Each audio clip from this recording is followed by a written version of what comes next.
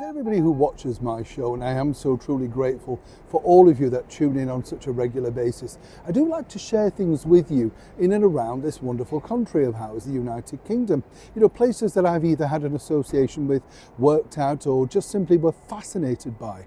Now, when you look behind me here at this rather soulless sort of looking place, I'll just turn it round and you can see it's a nice, if you like, sort of officey block type place, but you know, it's not exactly going to break any pots, is it? It's a modern day thing, and now of course it remains a hotel. A few years back, let me tell you, I actually worked in this hotel for a very short period. It was called the St. George's at the time, and it was part of Trust House 40. And it was marvellous in a sense because it was very close, next door in fact, to the BBC, the British Broadcasting Corporation. So when you were there, you saw all the stars literally as you were washing plates. I kid you not. We all have to start somewhere, you know. But what's fascinating is if you cast your mind back to 1893, well, right here would have been literally the pinnacle of a place to be associated with. 5 minutes away from Regent Street, and more importantly, enjoyed by royals, including Prince Alfred, a son, of course, of Queen Victoria. He was here on the very opening night, because in 1893, this was the place of the Queen's Hall, a really significant concert hall in the very heart of London.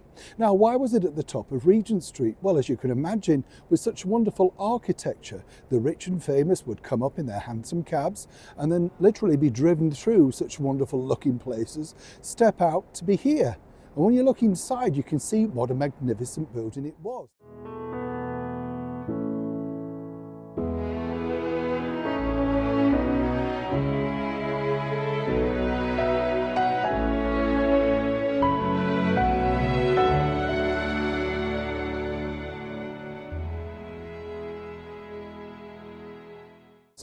Now, it thrived, it literally did thrive, and it wasn't originally going to be called the Queen's Hall.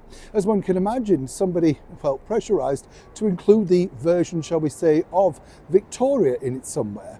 But they decided against it simply because with the Royal Albert Hall, they didn't want people getting confused as to where to go. So they settled upon the Queen's Hall.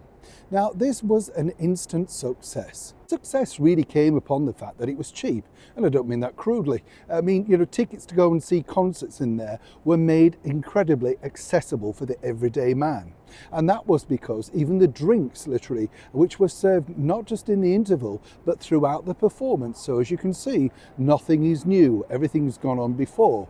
People could go in, enjoy a drink and enjoy a concert. And all the big names of the day, Debussy, Elgar, they all came around here because they knew at 2,000 plus seats, they could certainly fill this particular area and make some money. Now, once again, it gets particularly interesting because royals truly enjoyed turning up here. It was a bit like a who's who, but the turning point was this man, Henry Wood.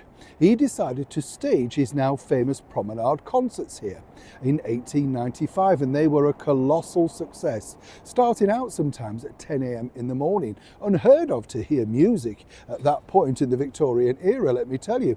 What happened then was, because they were so successful, people tried to emulate them. Now, when you think about the promenade concerts today, we often simply associate it with the brilliant Royal Albert Hall. But the reason why they moved there was simply, well, a problem. And that problem basically turned out to be world wars.